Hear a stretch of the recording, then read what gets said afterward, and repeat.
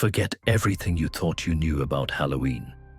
Beyond the candy and costumes, there are traditions so dark and real-life encounters so disturbing, they will redefine spooky for you. Get ready for a journey into the true horror of October 31st, the kind that leaves you looking over your shoulder long after the video ends. Hello, and welcome to No Sleep Tonight. Before we begin, don't forget to like, share, and subscribe. It helps this channel grow and keeps these true horror stories coming. Alright, let's dive into 3 terrifying Halloween stories you'll never forget. The Village Fire. Ireland. I studied abroad in Ireland for a semester. While most of my classmates stayed in Dublin, I chose a small rural village in the west. I thought I'd be surrounded by quiet countryside and friendly locals. And for the most part, I was. It was the kind of place where every person knew your name. Shops closed before dark. Strangers weren't common. And everyone whispered about things you weren't supposed to talk about out loud. As October crept in, I learned Halloween was different there. They didn't treat it as costumes and candy. They still called it Samhain, the night when the veil between the living and the dead thins. They spoke about it with respect, not excitement. On October 31st, the whole village gathered at the edge of the fields. I went along, curious. They built the largest bonfire I'd ever seen, stacked high with wood and brush. It was circled by a ring of stones, worn smooth, older than the village itself. I stood near the flames, the heat almost unbearable, when one of the elders leaned toward me. His hand clamped on my arm, strong for someone his age. His face was gray as stone when he whispered, "Stay outside the stones. No matter what you see, no matter who calls to you." I wanted to laugh, but the grip he had on me made it clear he wasn't joking. His eyes didn't leave mine until I nodded. Only then did he release me.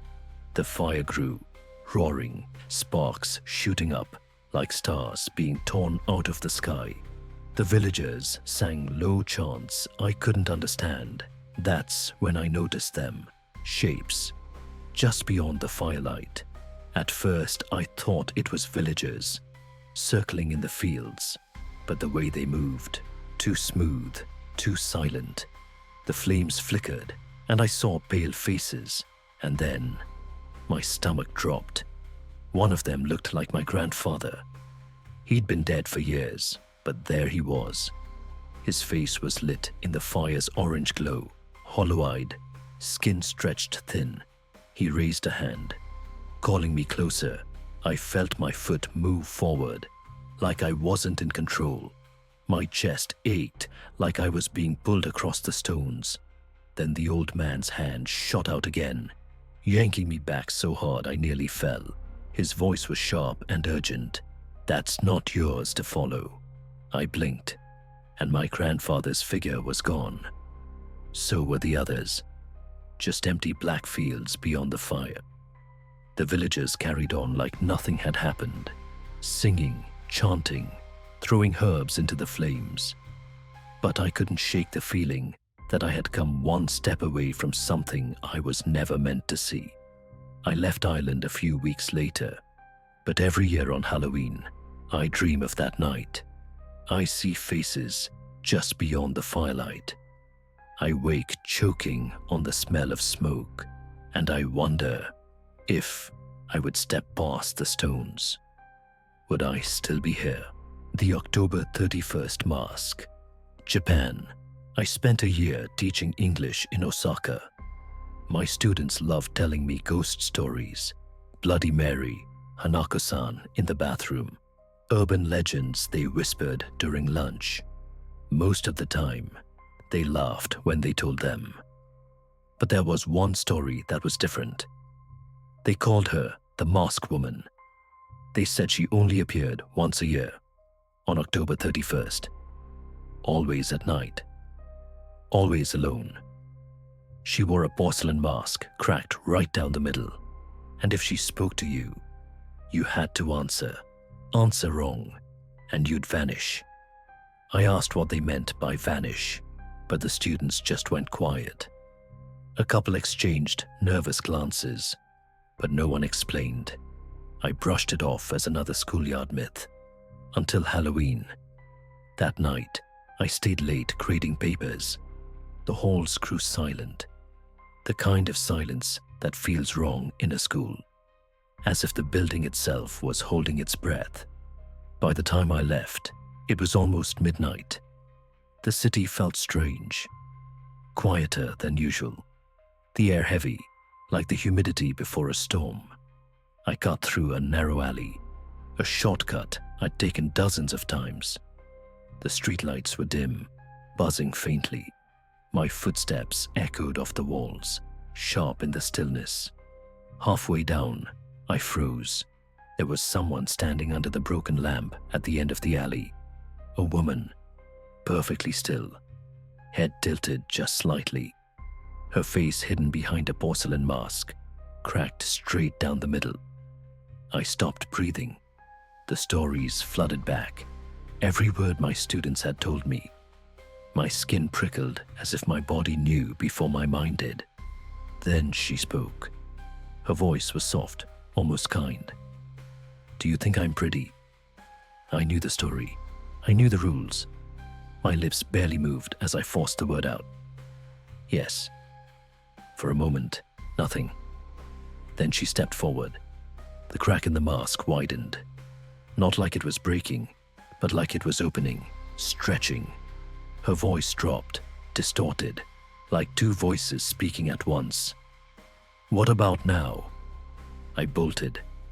My body moved before I even realized. I sprinted, my shoes slamming against the pavement, the sound bouncing off the narrow walls. I didn't look back, not once. When I burst into a busier street, I finally risked it. The alley was empty, nothing but flickering light. The next day, I told my students what happened. I expected laughter, maybe teasing, but the classroom went silent. Their faces were pale, eyes wide. One of them whispered, "You saw her. You're lucky she let you go." I never took that alley again, and I never stayed at school past dark. That was years ago, but every Halloween night, I feel the same weight in the air. I avoid alleys. I avoid empty streets, because sometimes, when the lamps flicker, I swear I see the edge of a cracked porcelain mask waiting just beyond the light. The skeleton that followed, Mexico. I visited family in Mexico one year during Dia de los Muertos. I'd seen pictures of it online, but nothing prepared me for what it was really like. The cemeteries weren't quiet, like back home. They were alive. Families gathered at the graves of their loved ones, playing music, eating food, lighting candles. Everywhere smelled like incense and marigolds. The air was thick with smoke, but warm and welcoming. At first, it felt beautiful, comforting even. Like the living and the dead were sharing the same space for one night. People kept adding candles to the graves, and by the time I finally left, it was past midnight. The crowds had thinned, the music had faded. The path back through the streets was darker than I expected. I decided to walk back home. It wasn't far, just a few blocks to my cousin's house. The streets were lined with marigold petals, some candles still burning low in front of doors and windows. The night was so quiet, I could hear my own shoes on the cobblestones. And that's when I heard it. Footsteps behind me. But they weren't like normal footsteps. They dragged, slow, uneven, scrape, step, scrape, step. I stopped. The sound stopped. I turned around. The street was empty, just the flicker of candlelight and shadows stretching across the walls. I kept walking, a little faster now. Scrape, step, scrape, step. The sound followed, always the same distance behind me. My chest tightened. I didn't want to run. Something told me not to. But I couldn't keep my pace steady either. My legs moved faster on their own. I turned another corner. Empty street. But the sound was still there. Scrape, step, scrape, step. By the time I reached my cousin's house, my hands were shaking so badly, I dropped the key twice. I slammed the door behind me and locked it, heart pounding. My aunt came out of her room and asked what was wrong. I told her what I'd heard. She didn't look surprised. She just nodded slowly and pointed toward the altar in the corner. A small skeleton figurine sat there, dressed in black, its painted smile catching the candlelight. Sometimes the dead follow, she said. They just want to be remembered. I wanted to believe that. I really did. But that night, lying in bed, I couldn't sleep. Every sound made me flinch. And just before dawn, when the house was silent and everyone else was asleep, I heard it again. Not far away, not outside, right beneath my window. Scrape, step, scrape, step. I didn't move, I didn't breathe, because I knew if I looked, I'd see something I could never forget. These were just 3 Halloween stories, but they're not the kind you forget. If you made it this far, thank you for watching No Sleep Tonight. And if you want more, there are other true Halloween horror stories waiting for you right now. Just click one of the videos on screen. I'll see you in the next video. And until then, sleep well.